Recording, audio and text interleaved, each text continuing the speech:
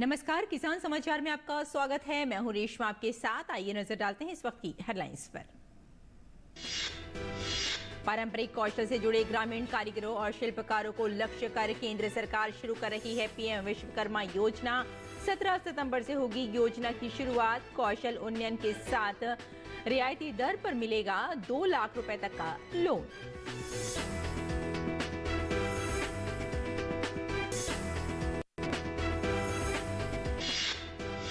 रूस और भारत के वैज्ञानिकों ने एक विषैले जंगली पौधे के बीज से बायोडीजल के उत्पादन में सुधार की विधि की विकसित। इस विधि से श्रम लागत में होगी कटौती और जैव ईंधन की गुणवत्ता में होगा सुधार।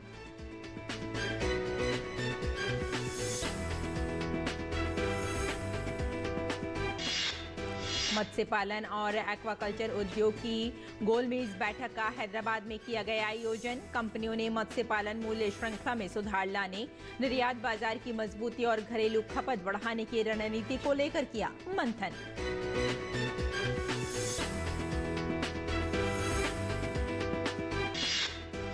मौसम विभाग ने बृहस्पतिवार से पूर्वी और मध्य भारत में तेज बारिश की जताई संभावना। अगले 2 दिन ओडिशा में तेज वर्षा की जताई आशंका। अगले 3 दिनों के दौरान छत्तीसगढ़, पूर्वी मध्य प्रदेश और विदर्भ में भी तेज बारिश की है संभावना। हिमाचल में हाल ही में हुई बारिश में बुनियादी ढांचे को खासा नुकसान। प्रभावित क्षेत्रों में युद्ध स्तर पर बचाव कार्य जारी।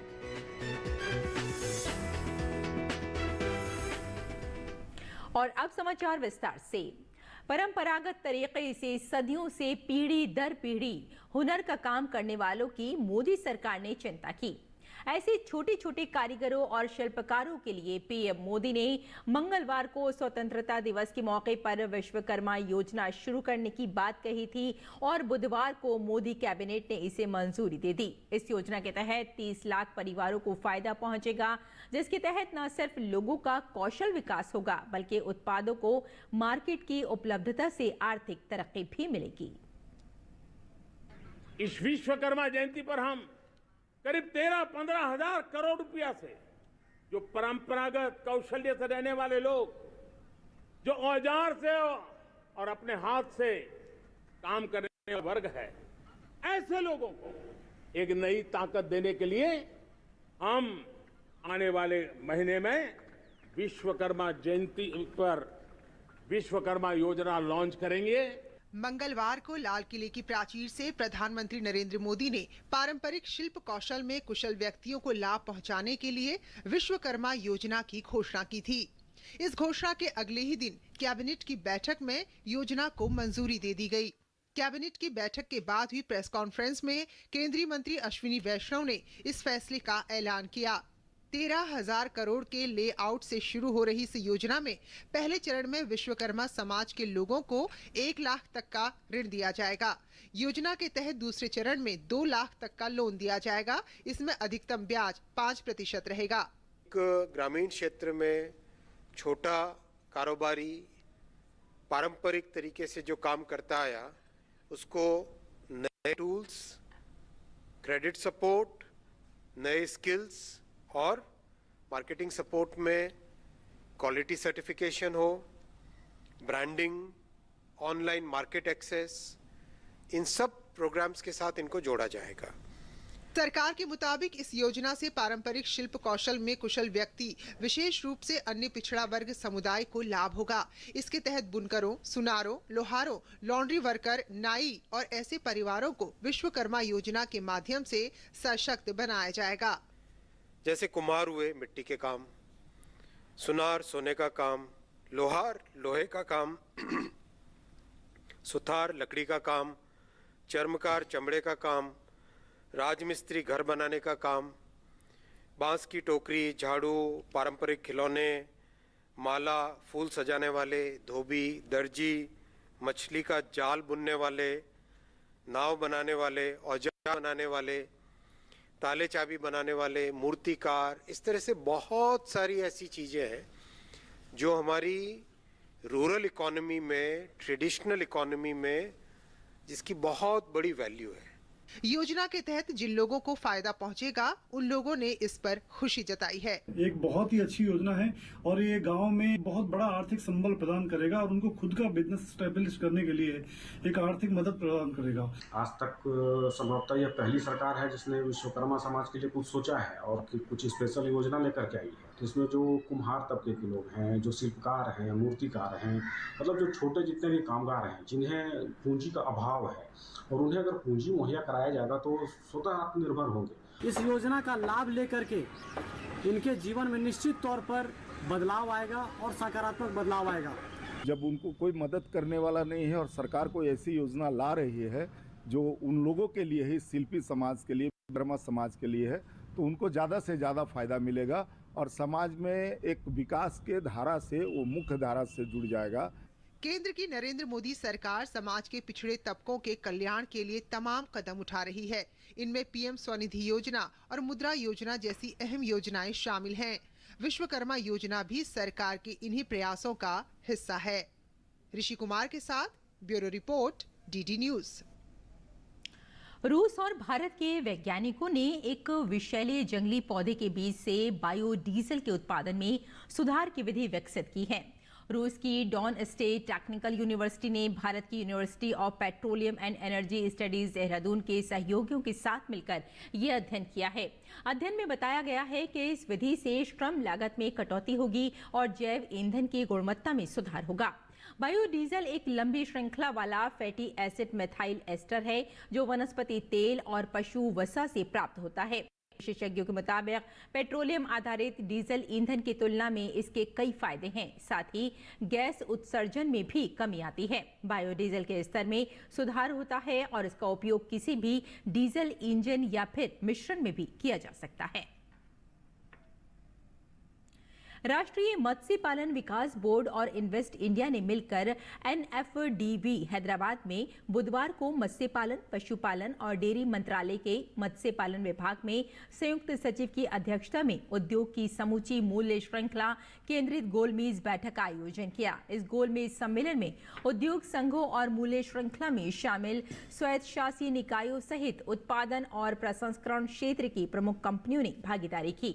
बैठक के दौरान भागीदारी करने वाली कंपनियों की भविष्य की योजनाओं, उद्योग विशेष से जुड़े मुद्दों और समर्थन वाले क्षेत्रों को लेकर चर्चा की गई। राष्ट्रीय मत्स्य पालन विकास बोर्ड के मुख्य कार्यकारी ने बैठक की शुरुआत करते हुए क्षेत्र में क्षमता निर्माण, मत्स्य पालन और एक्वाकल्चर क्षेत्र में उत्पादन को बढ़ावा देने की विभिन्न पहलों के साथ ही नीली क्रांति, FIDF, PMMSY के बारे में बताया। मत्स्य पालन विभाग में संयुक्त सचिव ने अपने मुख्य संबोधन में घरेलू और निर्यात बाजार के लिए भेजे जाने वाले जलीय उत्पादों की समूची उत्पादन श्रृंखला में गुणवत्ता, मात्रा और विविधता के महत्व पर जोर दिया। उन्होंने कहा कि सभी हितधारक समूहों द्वारा मत्स्य पालन और एक्वाकल्चर क्षेत्र में उत्पाद की उपभोक्ता तक पहुंच के मामले में संगठित बाजार बनाने के लिए एक बेहतर प्रसंस्करण परिवेश का विस्तार किया जाना चाहिए। गोलमेज बैठक के दौरान उसमें भागीदारी करने वाली कंपनियों ने मत्स्य पालन मूल्य श्रृंखला में सुधार लाने, प्राप्ति क्षमता, निर्यात बाजार की मजबूती और घरेलू खपत बढ़ाने की रणनीति को लेकर अपने विचार व्यक्त किए। आगे बढ़ते हैं। मौसम विभाग ने बृहस्पतिवार से पूर्वी और मध्य भारत में तेज बारिश की संभावना व्यक्त की है। विभाग ने अगले 2 दिन ओडिशा में बहुत तेज वर्षा की आशंका जताई है। अंडमान निकोबार द्वीप समूह, झारखंड, पश्चिम बंगाल और सिक्किम में बृहस्पतिवार को तेज वर्षा की भी आशंका व्यक्त की गई है। अगले 3 दिनों के दौरान छत्तीसगढ़, पूर्वी मध्य प्रदेश और विदर्भ में भी बहुत तेज वर्षा की संभावना है। हिमाचल प्रदेश में बारिश ने भयंकर तबाही मचाई है। यहां मानसून शुरू होने के बाद से अभी तक 327 लोगों की जानें जा चुकी हैं, जबकि 13, 14 और 15 अगस्त को हुई भारी बारिश से आई आपदा में 71 लोग अपनी जान गंवा चुके हैं। लापता लोगों की संख्या 38 है, जिनकी तलाश जारी है। रेस्क्यू ऑपरेशन में SDRF और NDRF के साथ अब सेना भी जुट गई है। आपदाग्रस्त इलाकों में लोगों को बचाने का कार्य जारी है। मुख्यमंत्री ने कहा कि राज्य के सामने पहाड़ जैसी चुनौती है। वो लगातार बाढ़ प्रभावित का दौरा कर रहे हैं, जहां राहत शिविर स्थापित किए गए हैं। वहां भी जरूरी सामग्री की उपलब्धता के बारे में अधिकारियों को निर्देश दिए जा रहे हैं। अधिकारियों को प्रभावितों को खाद्य पदार्थों, चिकित्सा सुविधा और एंटी वेनम दवाई पर्याप्त मात्रा में उपलब्ध करवाने को कहा गया है। हालात ऐसे हैं कि राज्य के बुनियादी ढांचे को जबरदस्त नुकसान पहुंचा है, फिर चाहे वो बिजली की बात हो या फिर सड़कों की। पीने के पानी की भी किल्लत से लोग जूझ रहे हैं।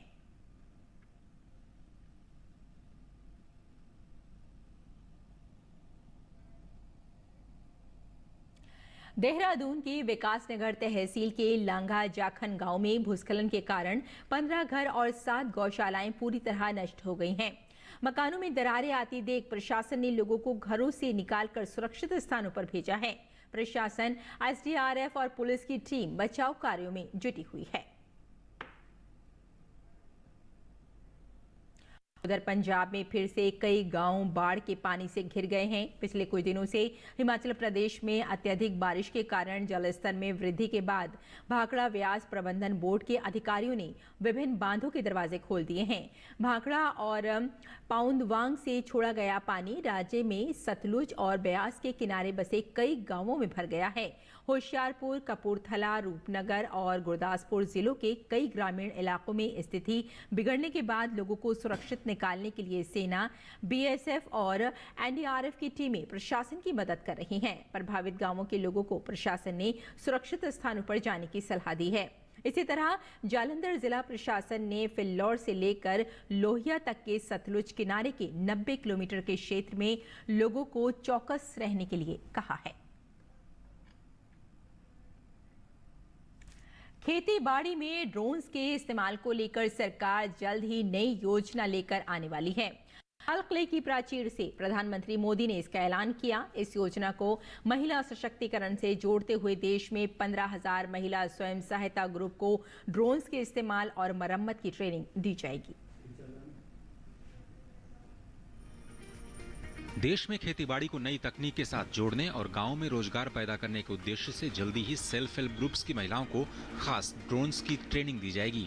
ये नई योजना गांव में रोजगार के नए अवसर पैदा करने और महिलाओं के सशक्तिकरण के साथ साथ पलायन की वजह से शहरों पर बढ़ते बोझ को भी कम करेगी। विजन गेन की एक रिपोर्ट के मुताबिक दुनिया भर में खेतीबाड़ी में इस्तेमाल होने वाले रोबोट्स का बाजार 2022 तक करीब $13 बिलियन का था, जो 2033 तक 25% सालाना दर से विकास करेगा।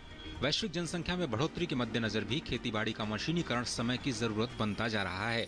नीति आयोग की एक रिपोर्ट के मुताबिक भारत का एग्रीकल्चर मार्केट 2025 तक $24 बिलियन तक पहुंच सकता है। खेतीबाड़ी में आर्टिफिशियल इंटेलिजेंस का इस्तेमाल 25% की दर से बढ़कर 2025 में $2.6 बिलियन का हो जाएगा। संसदीय पैनल ने कुछ हफ्ते पहले ही सरकार को सुझाव दिया था कि खेतीबाड़ी में नई तकनीक और आर्टिफिशियल इंटेलिजेंस का इस्तेमाल किया जाना चाहिए। भारत में भी 47% खेती का मशीनीकरण हुआ है, जो चीन में 60% और ब्राजील में 75% के स्तर पर है। पैनल का मानना है कि इस कदम से किसानों की उत्पादकता 23% तक बढ़ सकती है और लागत में 20% तक की बचत होगी। पैनल का सुझाव है कि हर राज्य में एग्रीकल्चर इंजीनियरिंग के लिए एक विशेष निदेशालय भी होना चाहिए।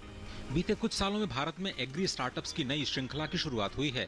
न्यूज साइट इंक 42 के मुताबिक फरवरी 2022 तक देश में कुल 220 से ज्यादा ड्रोन स्टार्टअप्स थे। नागरिक उड्डयन मंत्री ज्योतिरादित्य सिंधिया ने हाल ही में बयान दिया है कि भारत साल 2030 तक दुनिया का ड्रोन हब बन सकता है। Ajay Mishra, DD news, Delhi. और सहकारी संघवाद जहां एक तरफ केंद्र और राज्य के बीच के संबंध को मजबूत बनाता है, वहीं कुछ राज्य सरकारें सहकारी संघवाद का उल्लंघन कर अपनी जनता के हितों की उपेक्षा करती हैं। कुछ ऐसा ही हाल तेलंगाना सरकार का है, जहां राज्य में केंद्र के प्रधानमंत्री फसल बीमा योजना को लागू न करके राज्य के लाखों किसानों को आर्थिक तौर पर नुकसान पहुंचाया है। आइए देखते हैं एक ग्राउंड रिपोर्ट। यह तेलंगाना के विकाराबाद जिले की थोंडापल्ली गांव की रहने वाली 26 साल की कुरवा मंजुला, जिसके पति रविंद्र बटाई किसान थे। साल 2019 में रविंद्र ने खेती के लिए साहूकार से कर्ज लिया। रविंद्र को उम्मीद थी कि फसल अच्छी होने पर साहूकार का पैसा चुका देगा, लेकिन भीषण बाढ़ के चलते फसलें बर्बाद होने से रविंद्र के सारे सपने टूट गए। नतीजा ये हुआ कि कर्ज न चुका पाने की वजह से साल 2021 में रविंद्र ने आत्महत्या कर ली। पति की मौत के बाद कुरवा मंजुला ने मदद के लिए काफी दौड़ भाग की, लेकिन राज्य सरकार से उसे निराशा ही हाथ लगी। आज भी मंजुला के सामने जहां 3 बच्चों के पालन पोषण की जिम्मेदारी है, वह देनदारी का एक बड़ा संकट भी बना हुआ है। हमने बटाई पर जमीन ली थी, लेकिन बाढ़ आने से हमारी पूरी फसल नष्ट हो गई। मेरे पति ने साहूकार से कर्ज लिया था और देनदारी के चलते उन्होंने खुदकुशी कर ली। मैंने मदद के लिए कई बार राज्य सरकार के दफ्तरों में चक्कर लगाए, लेकिन राज्य सरकार की तरफ से किसी भी प्रकार का कोई मुआवजा नहीं मिला। राज्य सरकार की अगर कोई फसल बीमा योजना होती तो शायद आज मेरे पति जिंदा होते। वहीं तेलंगाना के दूसरे किसानों ने डीडी न्यूज से बात करते हुए कहा, अमूमन हर साल राज्य में किसानों को प्राकृतिक आपदाओं का सामना करना पड़ता है, जिसके चलते किसानों को आर्थिक संकट से जूझना पड़ता है। एवरी टाइम एवरी सीजन यहाँ पे फसल का बहुत नष्ट होता है। अभी तक 5 साल में गए, सो 5 साल में एक फार्मर भी, एक भी रहे तो भी अपना ये जो नष्ट हुआ, इसका फार्म जो क्रॉप का जो नष्ट हुआ, उसका एक पैसा किसी को मिला नहीं है। तेलंगाना में किसानों के हक की लड़ाई लड़ रहे किसान संगठन रायतु स्वराज वेदिका का मानना है कि राज्य सरकार के द्वारा केंद्र सरकार की प्रधानमंत्री फसल बीमा योजना लागू नहीं करने की वजह से प्रदेश में इस तरह की घटनाएं काफी बढ़ रही हैं। पिछले ये तेलंगाना बनने के बाद यानी 2014 के बाद पिछले 9 सालों में 7,000 से ज़्यादा किसान आत्महत्या कर चुके हैं। जो मुआवजा मिलना चाहिए वो तुरंत देना चाहिए किसानों को, और अच्छा फसल बीमा योजना को भी लागू करना ज़रूरी है, नहीं तो किसानों की आत्महत्या नहीं रुकेगी। वहीं तेलंगाना के भाजपा प्रदेश अध्यक्ष और केंद्रीय मंत्री जी किशन रेड्डी का कहना है कि तेलंगाना में फसल बीमा योजना जैसी योजनाओं को लागू न करके राज्य सरकार किसानों का हित नहीं चाहती है और यह सरकार पूरी तरह से किसान विरोधी है। जो नरेंद्र मोदी जी सरकार एक कॉम्प्रिहेंसिव क्रॉप इंश्योरेंस स्कीम फसल बीमा योजना जो लाए गए हैं, स्पेशली जो तेलंगाना सरकार उनका जो परसेंटेज क्रॉप इंश्योरेंस में पैसे भरना पड़ता है, ना भरने के कारण क्रॉप इंश्योरेंस पूरा आज ये ठप्पा हो गया। इसके कारण से आज किसान बहुत नुकसान हुए, नाराज भी है। गौरतलब है कि तेलंगाना का नाम उन राज्यों की सूची में शामिल है जहां अभी तक राज्य सरकार ने केंद्र सरकार की प्रधानमंत्री फसल बीमा योजना लागू नहीं किया है। योजना लागू न होने की वजह से राज्य भर के हजारों किसानों को हर साल प्राकृतिक आपदाओं के चलते आर्थिक रूप से भारी नुकसान उठाना पड़ रहा है। वैसे तो तेलंगाना सरकार अपने आप को किसानों की हिमायती मानती है, लेकिन आज राज्य में फसल बीमा न होने के कारण हजारों किसान हाशिए पर चले गए हैं। कैमरामैन शैलेंद्र चौहान के साथ मैं उर्मिलेश भट्ट, डीडी न्यूज, तेलंगाना। और आइए अब बात करते हैं मंडी भाव की और जानते हैं कि देश भर की मंडियों में क्या रहा भाव।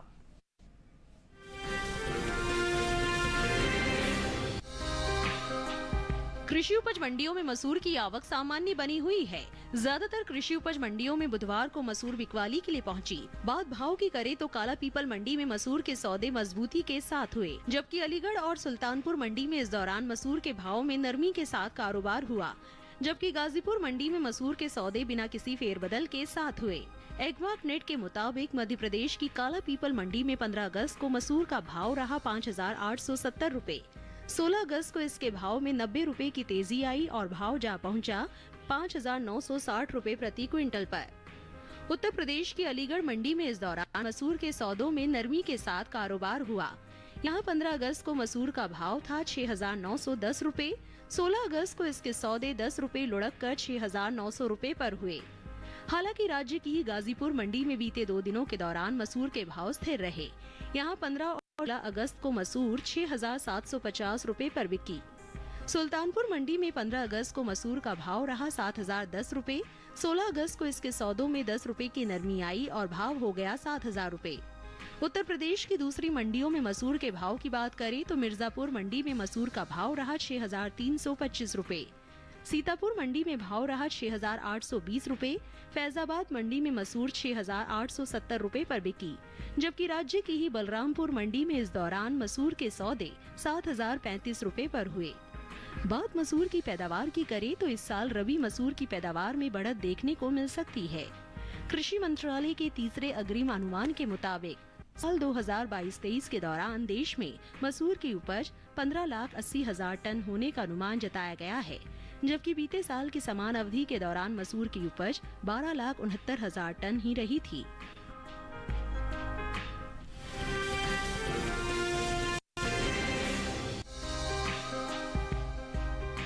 चालू खरीफ सीजन के दौरान देश भर के ज्यादातर राज्यों में कपास की बुआई हो रही है। वहीं चालू खरीफ सीजन में हुई कपास की बुआई बीते साल के मुकाबले इस साल पीछे चल रही है। कृषि मंत्रालय के मुताबिक साल 2023 के लिए 11 अगस्त तक कपास की बुआई 121,28,000 हेक्टेयर में हो चुकी है, जबकि बीते साल की समान अवधि में बुआई 122,53,000 हेक्टेयर में हुई थी। कृषि उपज मंडियों में इन दिनों कपास की आवक सामान्य बनी हुई है। भाव की बात करें तो बुधवार को कपास के भाव में मिला जुला रुख देखने को मिला। जहां हलवद और मोरबी मंडी में कपास के सौदे मजबूती के साथ हुए, वहीं जसदन और राजकोट मंडी में भाव में नमी रही, जबकि चोटिला मंडी में इस दौरान कपास के सौदे बिना किसी फेरबदल के साथ हुए। एग्वाक नेट के मुताबिक गुजरात की चोटिला मंडी में 14 अगस्त को कपास का भाव रहा 7,000 रूपए। 16 अगस्त को इसके भाव में कोई बदलाव नहीं हुआ और भाव 7,000 रूपए पर बरकरार रहा। वहीं राज्य की ही हलवद मंडी में इस दौरान कपास के सौदों में मजबूती के साथ कारोबार हुआ। यहां 14 अगस्त को कपास का भाव था 7,750 रूपए। 16 अगस्त को इसके सौदे 50 रूपए चढ़कर 7,800 रूपए पर हुए, जबकि जसदन मंडी में 14 अगस्त को कपास का भाव था 7,750 रूपए। 16 अगस्त को इसके भाव में 50 रूपए की गिरावट आई और भाव 7,700 रूपए पर आ गया। मोरबी मंडी में 14 अगस्त को कपास का भाव रहा 7,000 रूपए। 16 अगस्त को इसके सौदे 250 रूपए उछलकर 7,250 रूपए पर हुए। राजकोट मंडी में कपास के भाव की बात करें तो यहां 14 अगस्त को कपास का भाव रहा 8,000 रूपए। 16 अगस्त को इसके भाव में 100 रूपए की नरमी आई और भाव हो गया 7,900 रूपए। बात कपास की पैदावार की करें तो घरेलू स्तर पर देश में इस साल कपास की उपज में बढ़त देखने को मिल सकती है। साल 2022-23 के दौरान कपास की पैदावार में 32 लाख गांठ की बढ़ोतरी की जा सकती है, जिसका असर कपास के बाजार भाव पर पड़ सकता है। कृषि मंत्रालय के तीसरे अग्रिम अनुमान के मुताबिक कपास की उपज साल 2022-23 के दौरान 3,43,47,000 गांठ होने का अनुमान है, जबकि बीते साल की समान अवधि के दौरान उपज 3,11,18,000 गांठ रही थी।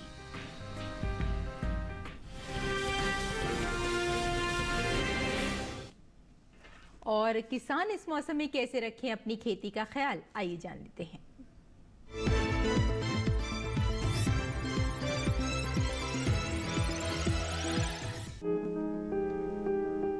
जम्मू कश्मीर में धान के खेत की देखभाल करें, धान के खेत में सिंचाई करते रहें। इस समय धान में कीट लगने की आशंका बनी हुई है। ऐसे में धान में कीटों से बचाव के लिए कृषि विशेषज्ञों की सलाह से कीटनाशक का छिड़काव करें। साथ ही मक्के के खेत से जल निकासी का प्रबंध कर सकते हैं। किसान भिंडी के खेत में निराई करते रहें। जम्मू कश्मीर में हल्दी के खेत में निराई कर ले, अभी ब्रोकली की रुपाई करें। वहीं मूंग के खेत से पानी की निकासी की उचित व्यवस्था कर सकते हैं। इसके अलावा फूल गोभी की बुआई का समय उपयुक्त है। जम्मू कश्मीर में आलू की बुआई के लिए खेत तैयार करें। उत्तराखंड में मूंग की बुआई करते रहें। किसान उड़द की बुआई कर ले। इसके अलावा मक्के की बुआई के लिए समय उचित है। मक्के के खेत में निराई कर सकते हैं। साथ ही धान के खेत में 5 सेंटीमीटर का जल स्तर बनाए रखें। धान के खेत में सिंचाई करते रहें। यहीं फूल गोभी के खेत में निराई और गुड़ाई कर सकते हैं। उत्तराखंड में टमाटर की तुड़ाई कर ले। किसान लाल मिर्च के खेत से जल निकासी की उचित व्यवस्था कर सकते हैं। इसके साथ ही लोबिया की बुआई कर ले। उत्तराखंड में मूली की बुआई के लिए खेत तैयार करते रहें। इसी तरह गाजर की बुआई के लिए खेत तैयार कर ले। वहां शलगम के खेत से जल निकासी की व्यवस्था कर सकते हैं।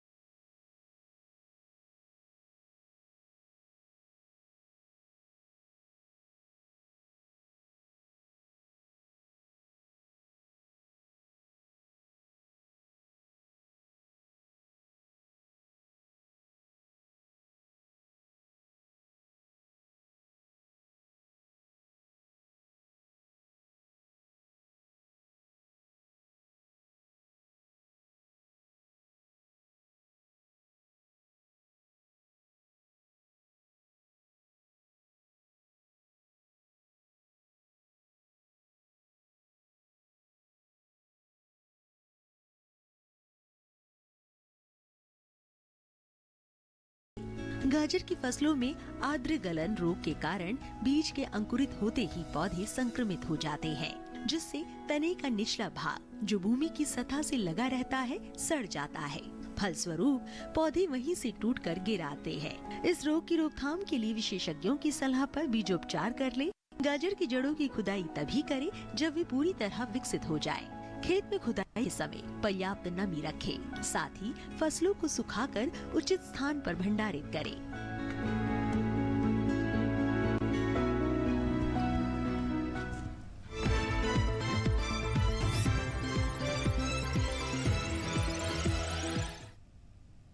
और खेती किसानी के साथ साथ आइए नजर डाल लेते हैं कुछ और खास खबरों पर। खास खबर में राष्ट्रपति द्रौपदी मुर्मू ने असम के लिए निर्वाचन आयोग की ओर से जारी परिसीमन अधिसूचना को मंजूरी दे दी है। आयोग ने परिसीमन के बारे में अंतिम रिपोर्ट 11 अगस्त को प्रकाशित की थी, जिसमें राज्य में विधानसभा की 126 सीट और लोकसभा की 14 सीट की कुल संख्या को पहले की तरह रखा है। जम्मू कश्मीर के राजौरी में भूकंप के झटके महसूस किए गए। रिक्टर स्केल पर भूकंप की तीव्रता 3.6 मापी गई। भूकंप से अभी तक किसी के हताहत होने की कोई सूचना नहीं है।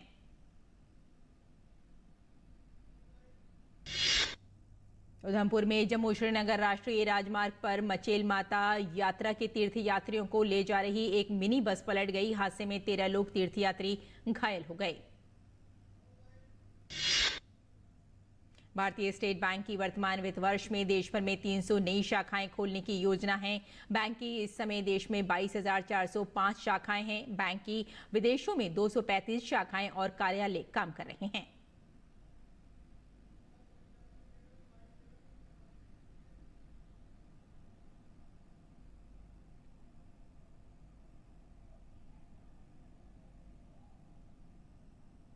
ओडिशा दौरे पर गई केंद्रीय वित्त मंत्री निर्मला सीतारमण ने आज पुरी में श्री जगन्नाथ मंदिर में पूजा अर्चना की। इस अवसर पर उनके साथ केंद्रीय मंत्री धर्मेंद्र प्रधान भी मौजूद रहे। केंद्रीय वित्त मंत्री निर्मला सीतारमण ने ओडिशा के पुरी में ब्लू फ्लैग समुद्र तट पर मेरी माटी मेरा देश थीम पर तैयार रेत से बनी सुंदर कला देखी। प्रसिद्ध रेत कलाकार सुदर्शन पटनायक ने इसे बनाया है।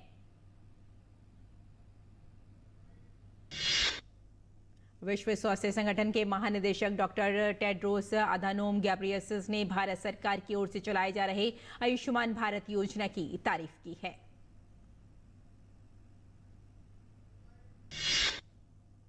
छत्तीसगढ़ में भिलाई के मैत्री बाग जू में उन 3 नन्हे शावकों को सबके सामने लाया गया, जिनका जन्म 28 अप्रैल को इसी साल हुआ था। ये तीनों व्हाइट टाइगर्स हैं। इनमें 2 नर और 1 मादा है।